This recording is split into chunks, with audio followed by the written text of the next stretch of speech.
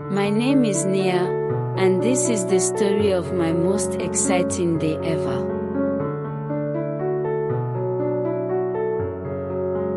It all started when I came home from school one hot afternoon, my stomach rumbling louder than a drum at a festival.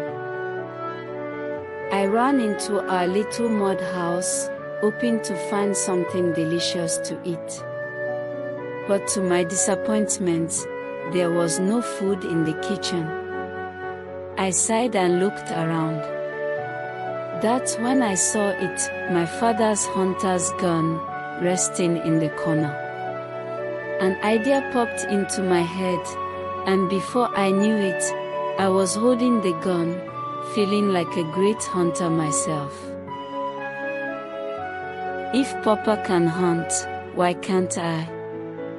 I thought, my stomach agreeing with a loud growl. I sneaked out of the house and into the forest. The trees were tall and thick, their leaves whispering secrets to each other as I walked. I felt brave, imagining myself bringing home a big catch. Soon, I spotted a rabbit. It was small, fluffy, and nibbling on some grass. "Aha!" I whispered, raising the gun. But just as I was about to pull the trigger, I realized I didn't know how to shoot. The rabbit seemed to sense my confusion and darted away. "Hey, come back here!" I yelled, dropping the gun and chasing after it.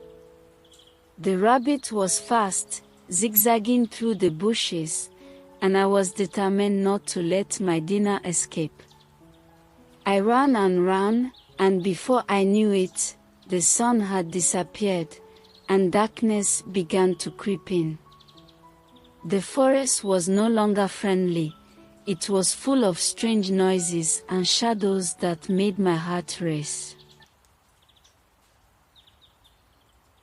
But I couldn't give up now, not when I was so close to catching that rabbit. Just as I was about to give up and head home, I heard a growl.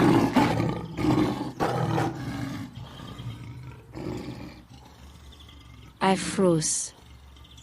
Out of the shadows, a wild beast appeared. Its eyes glowed in the dark, and it looked very hungry, hungrier than I was. I turned and ran as fast as my legs could carry me, the beast hot on my heels. I tripped over roots and stumbled through bushes, my breath coming in gasps. Just when I thought I couldn't run any longer, I fell into a pit. I hit the ground with a thud, and everything went silent for a moment. Then I heard it, a slithering sound. I looked up and saw a giant python coiled around a tree branch, its eyes fixed on me. I screamed, my voice echoing in the pit. The python hissed and started to uncoil itself, coming closer and closer. I closed my eyes, thinking it was the end. But then, I heard a loud bang and felt something warm and strong lifting me up. I opened my eyes and saw my father. He had shot the python and was now holding me tightly in his arms. "Papa!" I cried, hugging him. He looked at me with a mix of anger and relief. "What were you thinking, Nia?" he scolded gently. "The forest is dangerous at night, especially for a little girl with no hunting skills." I looked down, feeling ashamed. "I was just so hungry, Papa," I mumbled. He sighed and ruffled my hair. "Next time, just wait for me to come home," he said. "Now, let's get you home and get some food in that belly." As we walked back home, my father carrying me, I realized how lucky I was. I might not have caught the rabbit, but I had learned a valuable lesson. And I knew I would never try to hunt alone again.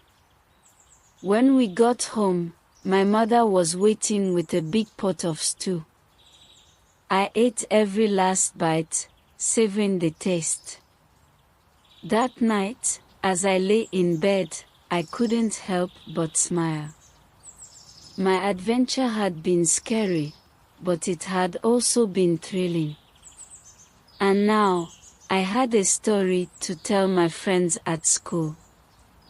And that, my friends, is the story of the day I almost became a hunter.